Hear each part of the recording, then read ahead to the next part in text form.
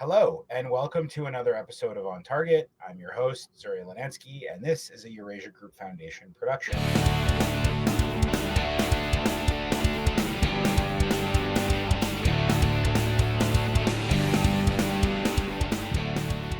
Today, my guest is Jessica Trisko Darden, an assistant professor of political science at Virginia Commonwealth University. Good afternoon, Jessica. Thank you for joining me. Good to be here. So you're obviously a non-resident fellow with Eurasia Group Foundation. I was wondering if you could take a second and just tell me about yourself and your research. So I work mainly on political violence and its various manifestations, and more specifically on kind of two different facets of political violence. I'm really interested in understanding the international causes of violence abroad. So the role that the United States plays in supporting regimes that perpetrate human rights abuses, for instance. But I'm also interested in exploring the gender dynamics of violence that occurs, and in particular, how our assumptions about gender map onto our mechanisms for holding perpetrators accountable. Okay, so there is some fascinating ideas, and I readily admit I've read a lot of your work, and I'm a fan.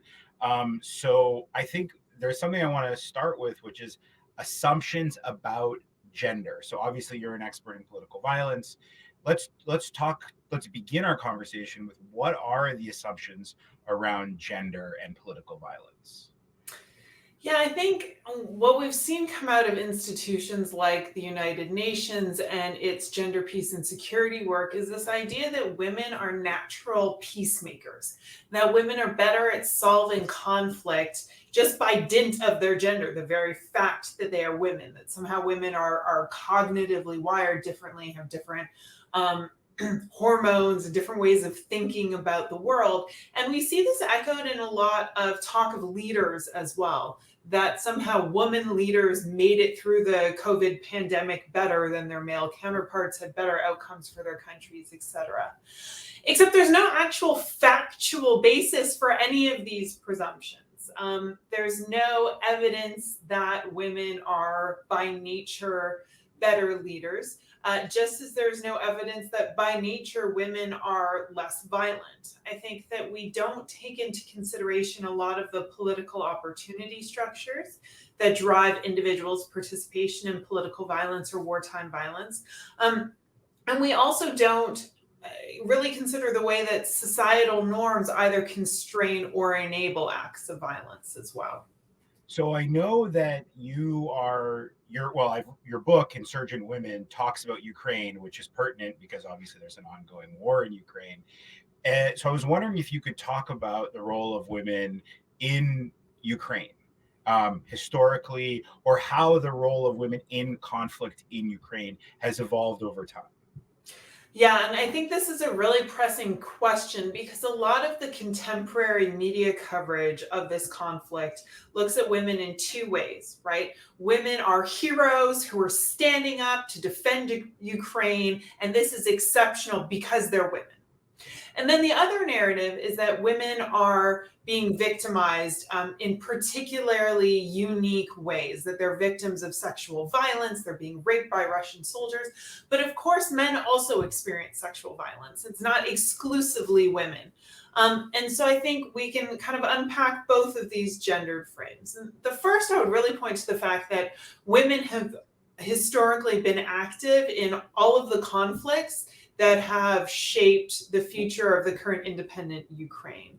So while what is now Ukraine was under Polish sovereignty, women participated in Ukrainian nationalist movements and uprisings. They participated in contestations over control of Ukrainian territory during the Second World War. They resisted first Nazi and then Soviet occupation. But Ukrainian women also participated, as did men, right, in the Red Army. And so we see that Ukrainian women in the contemporary conflict have participated both in defense of the Ukrainian state and in the Ukrainian armed forces, right? The kind of nationalist sense. But we've also seen women participate on behalf of Russian-backed rebel groups in Donetsk and Luhansk. And so, again, we shouldn't expect women to behave in a particular way in this given conflict. Rather, we're seeing women participate in ways that are quite similar to their male counterparts, supporting both Russian backed forces from 2014 onwards, and more significantly today, supporting the Ukrainian armed forces into territorial defense units. So this sparks two questions for me. The first is there's this idea, and it's been used kind of racially and in gendered ways, about unit cohesion. And I'm wondering if you could speak to this idea. Is there historically, it seems to me that there is a concern about unit cohesion and gender dynamics. You are pointing to the fact that this is not the case. This is, or at least this is, we don't understand this correctly. And I know that the idea of unit cohesion and race totally falls apart. So could you speak to that in terms of gender? So historically, arguments about unit cohesion have been a way for keeping marginalized groups out of service. And if we look at this in the American context, unit cohesion was a key argument for the maintenance of segregated units within the US military. To prevent African Americans from fighting alongside their white counterparts. The military elite, which was, of course, predominantly almost exclusively white during this period, argued that this would undermine unit cohesion. We saw the same arguments being made during the Don't Ask, Don't Tell period, that the outing of gay service members would undermine unit cohesion, that heterosexual service members would not want to serve alongside gay service members, even though they were, of course, doing so in practice. And unit cohesion was, again, a key justification of the combat exclusion, which prevented American servicewomen from serving in direct combat roles. Of course, all of those regulations have since been repealed. Because again, there was no factual basis. Rather, these were driven by innate human biases. And so what we're seeing on the ground in Ukraine is that even though Ukraine has, like the United States, repealed all combat exclusions, as of 2018, every position in the Ukrainian armed forces was equally open to men and women. We do continue to see that women are being kept away from frontline combat roles, and that women are also being kind of uniquely positioned in what we would call gendered roles within the military. So women are predominantly serving as medics, for example. This is often because women are more likely to have nursing experience, but it's also a role that kind of has an ambiguous legal status in terms of combatant status and international humanitarian law. We're also seeing women serving in the territorial defense units, which are not frontline units in the same way that some aspects of the Ukrainian armed forces are. And so it's very easy to see that gender is continuing to influence how women are being placed operationally in the current conflict, even though there's no legal restrictions on women's participation. Okay, and so I do want to talk about this idea a little bit more of legal status as fighters. If you could kind of unpack the why it's important that women serve in medical roles and have this ambiguous legal status. Why is that something that should be interesting to us? So I actually find this the most interesting part personally of what's going on in Ukraine right now. In that we've seen in the press many reports of women, volunteering to serve in the armed forces, standing up, defending their homeland. And women are doing this in a wide variety of ways. So some, of course, are joining the official Ukrainian armed forces, territorial defense units, and other units operated by the Ministry of the Interior. But women are also doing kind of informal methods of participation in the conflict. So at the very beginning in last February, women were, for instance, preparing caseloads of Molotov cocktails, right, as self-defense. There were wonderful reports of 60, 70, 80-year-old women training for combat service bearing arms.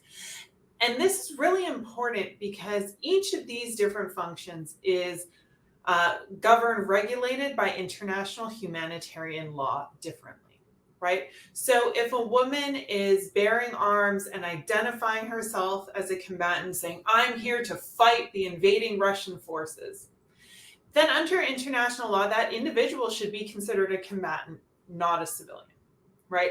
And a different legal regime protects their rights, but they also become a legitimate target for violence. Similarly, women who are creating Molotov cocktails are an incendiary device. They're considered a weapon under international law. And we know that even though munitions workers tend to be civilians, they're treated as combatants under international law because an arms factory is a legitimate target for military force. And so even though we talk mainly about women serving in the Ukrainian armed forces, I would argue that we're really not broadening our conceptualization of the ways in which women contribute to armed conflict sufficiently. If we turn specifically to those women in the armed forces, as I mentioned, they're kind of being put in these more feminized or marginalized roles. And that's really important because it has several knock-on effects. What we saw from 2014 until 2018 was that even though women were serving in what were essentially frontline combat positions in Eastern Ukraine, they weren't receiving veteran designations. They weren't receiving combat veteran benefits in the way that their male counterparts were. And that created a lot of tension. And we actually saw that same tension with US forces and female personnel who were deployed to Iraq and Afghanistan. That although they were very much on the front lines, they were not being designated as so by the military. And this discrimination was in both instances raised by the women themselves. Okay. It also affects how we see women's contributions to conflict and women's exposure to violence. And so we've actually had very few female Ukrainian military personnel killed thus far in the conflict, which tells me that they're not being put on the front lines in the same way that men, and particularly male conscripts, are. And that sense of protecting women really does link into kind of prevalent gender ideologies. Okay. So we're talking a lot about Ukraine and kind of conventional warfare. Your book is called Insurgent Women. And so I'm keen to understand, are there differences between fighting, or meaningful differences fighting a conventional war from a female perspective as compared to a non-conventional kind of insurgency warfare? That's a fantastic question. I think what we see a lot in insurgent groups is that the hierarchy is a lot flatter. So although there is leadership, that leadership is obviously much closer to the so-called foot soldiers.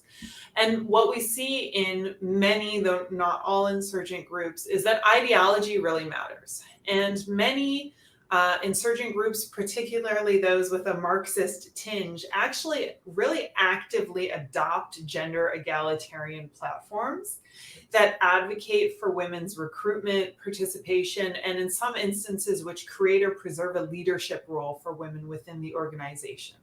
Oftentimes in the political arm, but also within the military arm as well. Women are also much more able to, I think, live freely, live similarly to their male counterparts within insurgent groups. Governance of sexual relations is very different within insurgent groups than, for instance, traditional national militaries. Women and men are able to form romantic partnerships with each other, with members of the same sex in some instances. Women are also, in some instances, able to bear children without leaving the military group, although this is relatively rare. In many instances, women undergo forced abortions or abandon the child to the care of others.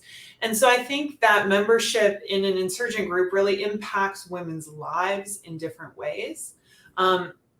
But it is also true that some insurgent groups, if we think of, for instance, Boko Haram in Nigeria, hew really, really strongly to very patriarchal norms that have clearly delineated responsibilities for women that are not what we would consider in the West egalitarian.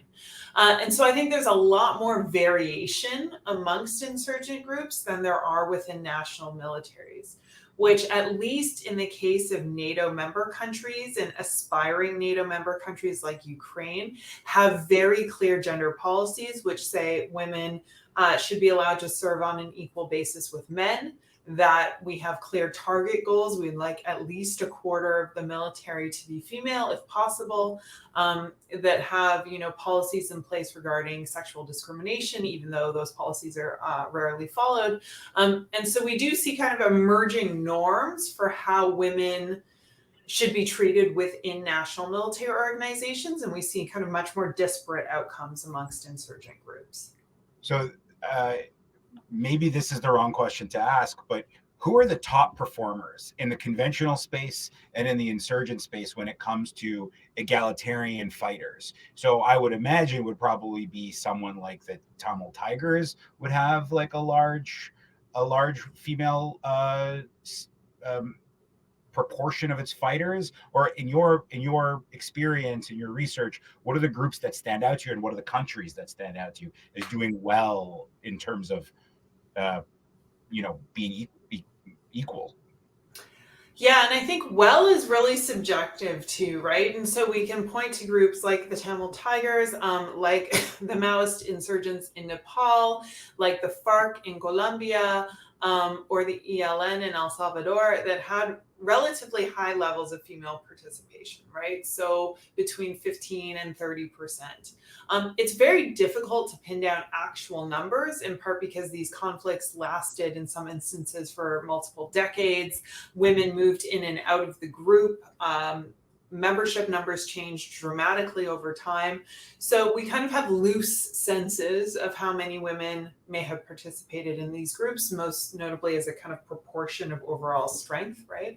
And in many of these groups, women had emancipatory experiences. They left their patriarchal home lives behind. They were empowered. They did things that women in their societies didn't do, right? Bear arms, fight, be politically educated, engage in political discourse. But in many of these conflicts, once war ended, a lot of those emancipatory experiences were left behind. So for instance, in the case of Nepal, marriages within the Maoist forces took place across caste lines. And when war ended, those intercaste marriages weren't accepted broadly in Nepali society. And so those couples either dissolved, broke up, or moved to communities where neither individual was from, where their caste identities could be hidden. Right now in Colombia, we're seeing kind of a lot of challenges regarding the implementation of the Havana peace process, a lot of blowback against the FARC, and many women who had, again, these emancipatory experiences within the FARC now find themselves discriminated against in Colombia and are having difficulty reintegrating into society. On the national military side, the countries that have really been a leader in having greater gender equality have done so through a lot of legal challenges. Germany led with integration of women into their forces, in part because women sued the German military to be allowed to participate, as was the case with many service academies in the United States as well. And so we really haven't seen many countries be able to kind of break this 20% threshold of forces. And even within a country like Israel, which has mandatory conscription of both men and women, we find that women are discriminated against during their service, but also after their service. Women are their service is shorter in Israel. Absolutely. And so there's just a lot of questioning of what, in the question of who's doing this well, what does well mean, right? Does well mean the opportunity to serve, the opportunity to join elite units, or does it mean how you are being treated in the roles and spaces that you're inhabiting? And I think that that latter question is what really needs to be worked on moving forward. So obviously, and we also all need to be communists because they do better in recruiting women. But I think it's really difficult because a lot of some groups that had these very gender egalitarian platforms also had really poor treatment of LGBTQ plus members, or had really draconian approaches to pregnancies and pregnancy terminations and abortions. And so in many ways, this kind of embrace of women was also a kind of stifling death grip. And so I would be hard pressed to say that I think ideology matters. I don't think the ideology of a group necessarily led to a qualitatively different experience for women across different ideologies. It just affected the proportion of women within those groups. So this leads me to another question about, so in state militaries, there are clear, you talked about Israel, there are clear recruitment or conscription guidelines, right? Either everyone serves or some people serve, and this is how long, this is how you get in, here's the office you go to. But in insurgencies, this is not the case. These formal structures don't exist. So there is a really important question, or a compelling question in my mind, regarding how women are recruited. I have personally worked in Northeast Nigeria on issues related to Boko Haram, and there's a lot of forced recruitment, or women are brought in with men who are recruited or join the organization, and there's a lot of trauma that happens associated with joining a group that way. My question for you is then, how are women in non-traditional militaries recruited? And we're going to, this is relevant to Ukraine, obviously, because there are various non-state actors fighting in this conflict. But in general, so we have a sense of, how non-conventional militaries are getting women in, even the good ones, quote unquote, if you will. I would just start off with the fact that conscription is coercive recruitment, right? We have processes of conscription because individuals are not voluntarily joining military units. Okay. And so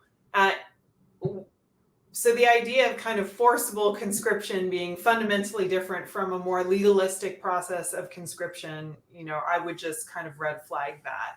But yes, absolutely. If we're talking about abductions, conscription that occurs with direct coercion, that is qualitatively different. What we see in terms of women's recruitment is that it can very much look like the patterns that we observe in terms of Boko Haram's processes of abducting young women. This is being done currently with Islamic State affiliates in Mozambique. This has been done, of course, by the Lord's Resistance Army in Uganda and other armed groups as well. We've seen a little bit of that in Latin American insurgencies as well.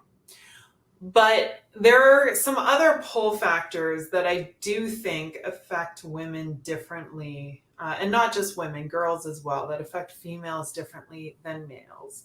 And one, I think that gendered insecurity in the household can affect females very differently. So we've seen in some instances young women joining groups like ISIS, but also Kurdish groups fighting against ISIS in an attempt to flee forced or arranged marriages. I think that's something that is kind of really unique to the female experience that I would draw people's attention to. We also see, of course, sexual violence being used very differently in terms of recruitment. So the sense that if a female is kind of violated by a group or a group member under some social systems, they then become almost irrevocably linked to or tied to that group. And that can actually be actively used as a kind of forceful recruitment mechanism. But in general, we also see women voluntarily joining groups, either because of ideological alignment, right? They believe in the group, they believe in its cause and its goals. We also see women joining out of a sense of patriotism, right? Defense of homeland, and that doesn't always lead them to join a state group. It can also lead them to join an insurgent group. And lastly, we see women joining because of their relationships to other individuals, to males. So as you noted, so a big pull factor for women who joined Islamic State, for instance, was being brought along by a male family member. In some instances, that was a parent or a brother or a husband. And so I think women are subject to those familial pressures and those kind of social exclusion dynamics in ways that are different from males.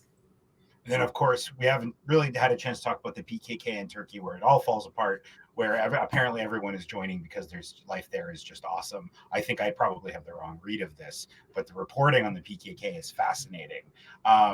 And I don't know if do you see a difference in the PKK, or does this kind of fit with the larger rubric? Well, I think my colleague Ora Suckley has done a lot of work on the PKK, and what one of the findings she draws attention to is that there is variation within Kurdish groups. So we have the PKK based in Turkey. We obviously have aligned groups operating in Syria, but there's also PJAK, which operates in Iran and Iraq. And so we see that kind of where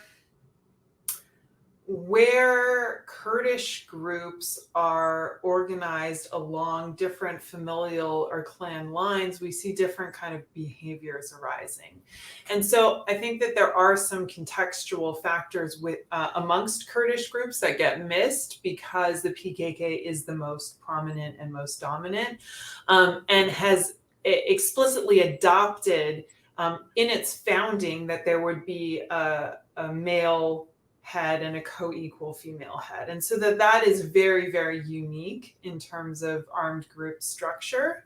But we see other Kurdish insurgent groups being less egalitarian. So I don't think it's something fundamental about being an ethnic Kurd that makes you more egalitarian. I think it's about the broader social structures in which these groups are embedded. This is really cool, I think, because one of the things I hear, the undercurrent here, is that recruitment, whether you're a man or a woman, revolves around social networks and the types of social networks you're ensconced in, if you will. And that's fascinating to me because I think social networks I think they're studied in the sociology, but in political science, I think we do kind of not the best job of understanding social networks. Correct me if I'm wrong, if I got my shoulders over my skis a little bit too much here. But are social networks an important part of this?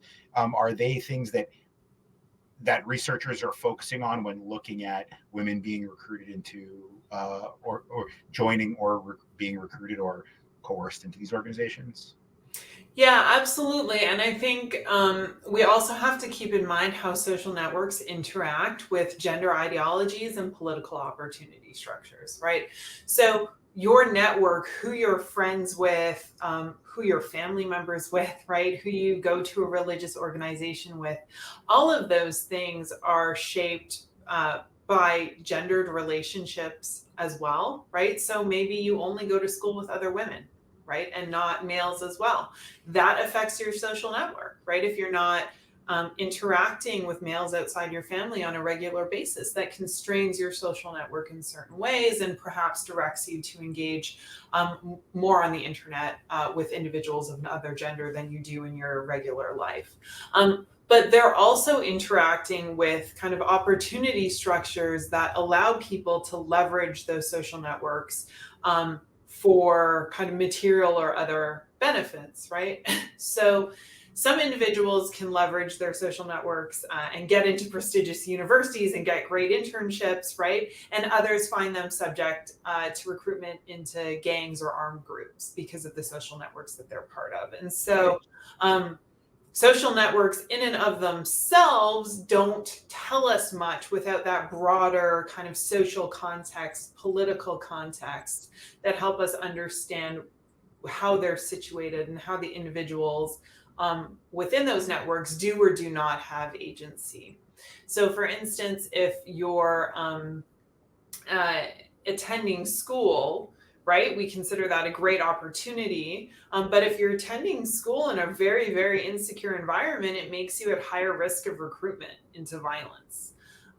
And so, what we would see, I think, as a kind of unmitigated good, being able to go to school can actually have some insecurity built into it. And I think that this kind of more nuanced understanding of how our exposure to society and our exposure to social networks affects our propensity to become engaged in violence of some kind is really where a lot of analysis is currently focused. That's fascinating. So I think we've covered so much ground in this fascinating space, and I think it's a growing space with a lot of excellent people like yourself doing wonderful research. I want to thank you for taking the time to talk about Ukraine and gender and conflict in general. I obviously think this is fascinating, and your insights have been really illuminating and enlightening for me. Thank you so much for joining me. Thanks for the opportunity.